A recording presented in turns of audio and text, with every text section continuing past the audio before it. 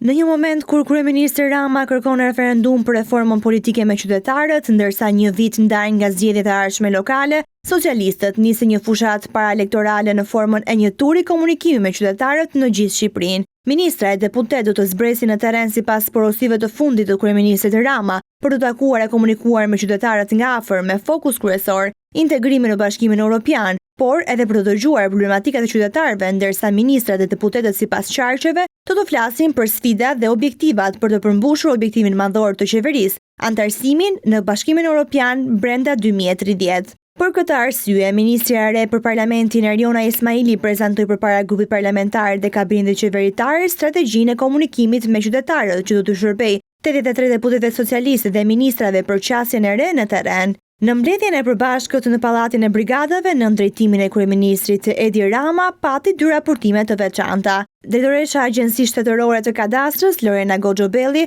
u thirrët për të raportuar mbi punët e problematikat e deritanishme të këtij institucioni. Nga ana tjetër, deputetët socialistë i përcollën shqetësimet e qytetarëve.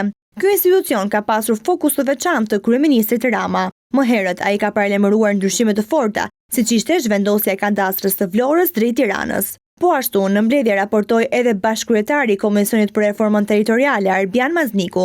Mësohet të jenë diskutuar disa variante për hartën e re territoriale që do të propozojnë socialistët, në një moment kur afatet janë të limituara dhe komisioni i posaçëm parlamentar do të duhet të dalë me një draft brenda korrikut të këtij viti. Ky tur takime është kërkuar nga Rama do të zgjasë deri më 12 qershor në ditëlindjen e 35 të Partisë Socialiste dhe paralelisht zgjedhjet brenda kësaj partie në pozicione drejtuese të strukturave.